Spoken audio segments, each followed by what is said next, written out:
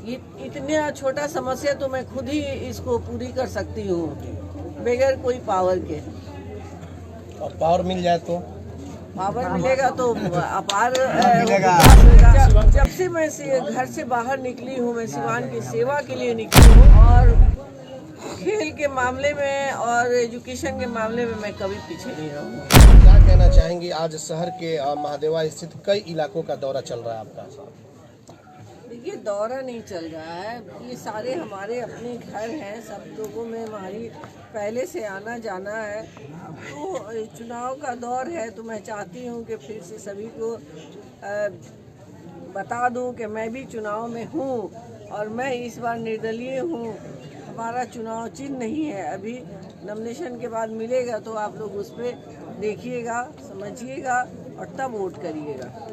Madam, अभी तो आप हर इलाकों में घूम रही हैं, लोगों का स्वागत प्रक्रिया चलती रहेगी, लेकिन चुनाव की रणनीति क्या होगी? चुनाव आप लड़ रही हैं, इसकी रणनीति किस तरह की रणनीति आपने बनाया है? मैं सिवान में चुनाव इंडिपेंडेंट लड़ रही हूँ, मैं सिर्फ सिवान के लिए लड़ रही हूँ, सिवान को आगे बढ़ाने के लिए लड़ रही हूँ। हर फील्ड में मैं सोचती हूँ कि वर्क करूँ और ख़ासकर अपने नौजवान बच्चों के लिए, छोटे बच्चों के लिए जो सारे अभी एजुकेशन में हैं, उनके लिए मैं सबसे पहला मेरा प्रायोरिटी होगा। मैडम, आप यहाँ आई थी महादेवा के शिव मंदिर के पीछे, यहाँ के लोग छठ घाट की समस्या बता रहे थे। जी जी, समस्या बहुत छोटी है और हम लोग उसको तुरंत दूर करेंगे।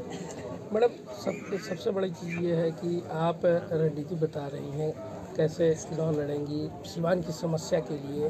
आप निर्दल चुनाव लड़ रही हैं, विकास के लिए, सिवान के विकास के लिए निर्दल चुनाव रहते हुए सरकार में कैसे उसको सिवान के विकास के लिए करेंगे?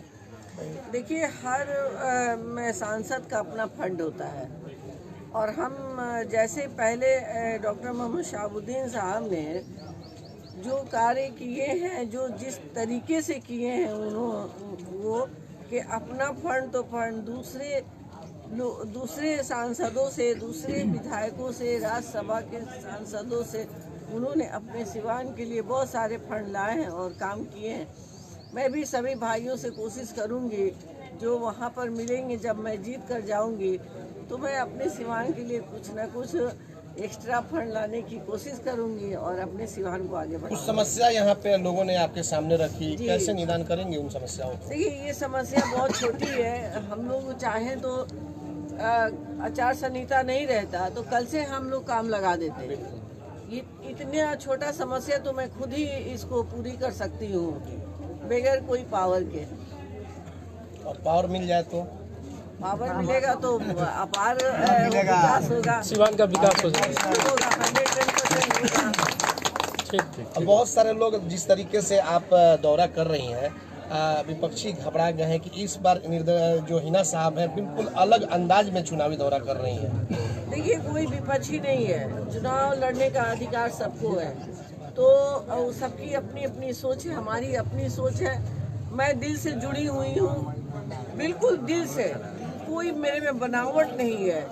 मैं चाहती हूँ, मैं जब से मैं घर से बाहर निकली हूँ, मैं सिवान की सेवा के लिए निकली हूँ और मैं जीतूँ या हारूँ, मैं हारी भी हूँ, लेकिन मैं कभी घबराई नहीं हूँ, कभी घबराई नहीं हूँ कि नहीं मुझे अब घर में रहना चाहिए, मुझे लोगों के बीच में नहीं जानी चाहिए।